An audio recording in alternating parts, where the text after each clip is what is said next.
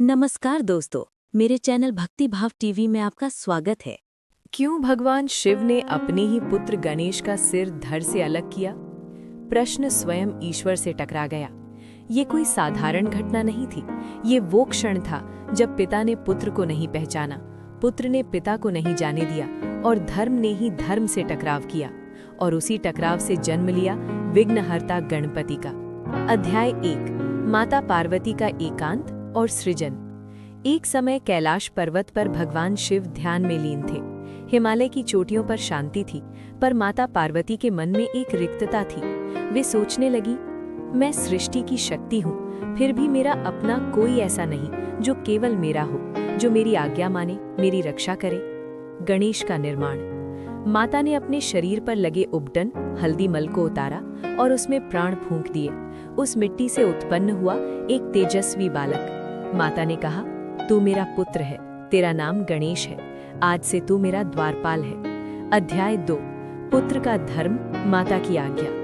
एक दिन माता पार्वती स्नान करने चली गई। उन्होंने गणेश से कहा, जब तक मैं न आऊं कोई भी भीतर न आए। गणेश ने माता की आज्ञा को धर्म मान लिया। अध्याय 3, शिव का आगमन और पहला टकराव।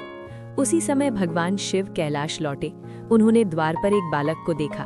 शिव बोले, बालक हट जाओ, ये मेरा घर है। गणेश ने उत्तर दिया, माता की आज्ञा है, कोई भीतर नहीं जा सकता। यहाँ पहली भूल नहीं, पहला धर्म था। गणेश ने शिव को नहीं पहचाना, शिव ने गणेश को अपना पुत्र नहीं जाना। अध्याय 4, अहंकार बनाम कर्तव्य।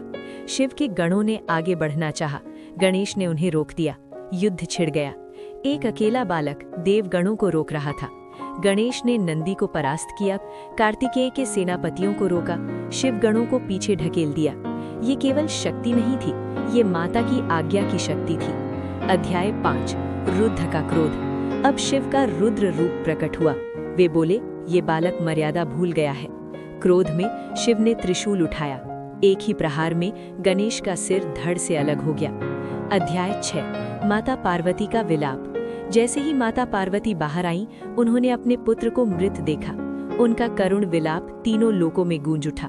हे शिव, तुमने मेरे ही पुत्र को मार दिया। पार्वती ने महाकाली का रूप धारण कर लिया।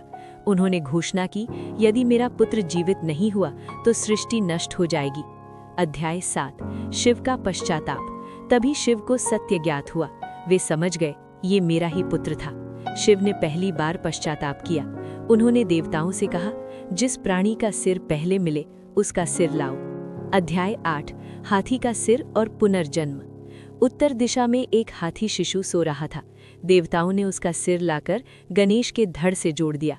शिव ने उसमें प्राण फूके और तब गणपति का पुनर्जन्म हुआ। अध्याय 9, वरदानों की वर्षा। शिव ने कहा, आज से तुम सभी देवताओं से पहले पूजे जाओगे। ब्रह्मा बोले, तुम्हारी बुद्धि अद्वितीय होगी। विष्णु बोले, तुम विघ्नहर्ता कहलाओगे। पार्वती ने पुत्र को हृदय से लगाया। अध्याय 10, इस कथा का गूढ़ रहस्य। 1, शिव ने पुत्र को अज्ञान में मारा। ये दर्शाता है ईश्वर भी लीला करते हैं। 2, गणेश ने धर्म नहीं छोड़ा। माता की आज्ञा पिता से भी ऊपर थी। 3, सिर का कटना बराबर अहंकार का अंत। हाथी का सिर ज्ञान और स्मृति का प्रतीक है। उपसंहार। इसलिए गणेश प्रथम पूज्य हैं, क्योंकि उन्होंने आज्ञा को धर्म माना, मृत्यु को स्वीकार किया, पुनर्जन्म में भी करुणा पाई। गणेश केवल देव नहीं, धर्म का साक्षात रूप है।